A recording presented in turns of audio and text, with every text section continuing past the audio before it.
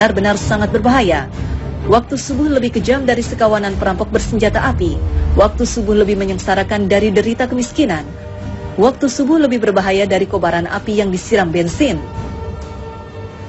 Jika ada sekawanan perampok menyatroni rumah kita dan mengambil paksa semua barang, emas dan semua perhiasan di gondolnya, uang cash puluhan juta ditilepnya, laptop yang berisi data-data penting Anda juga diembatnya, mobil yang belum lunas juga digasaknya.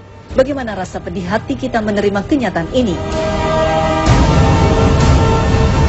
Ketahuilah bahwa waktu subuh lebih kejam dari perampok itu, karena jika kita tertindas sang waktu subuh sampai melalaikan sholat fajar, maka kita akan menderita kerugian lebih besar dari sekedar laptop dan mobil.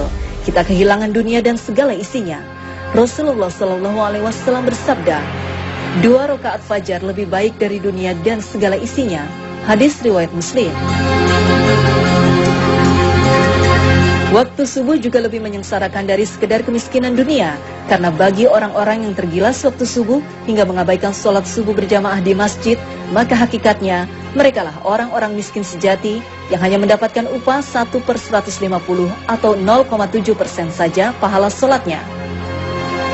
Dan barang siapa yang sholat subuh berjamaah, maka ia bagaikan sholat semalam suntuk. Hadis riwayat Muslim.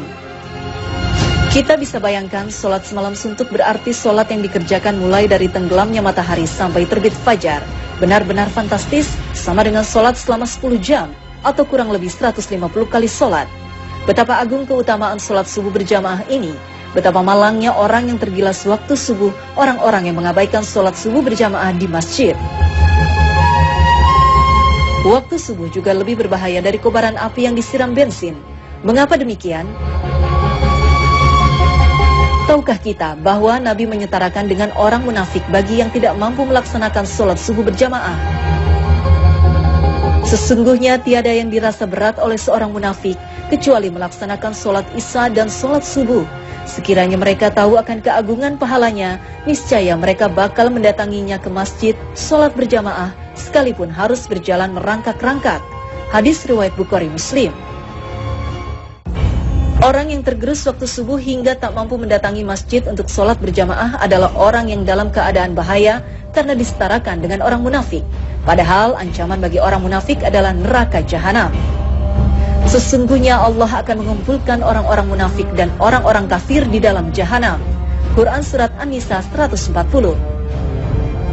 Bukankah jahanam lebih berbahaya dari sekedar kobaran api yang disiram bensin?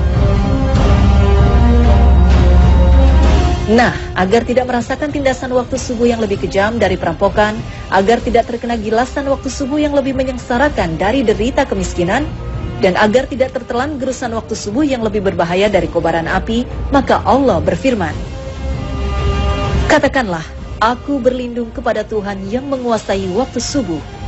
Quran Surat Al-Falaq 1. Yaitu dengan memanfaatkan waktu subuh sebaik-baiknya. Maka lakukan sholat sunnah dan sholat berjamaah di masjid.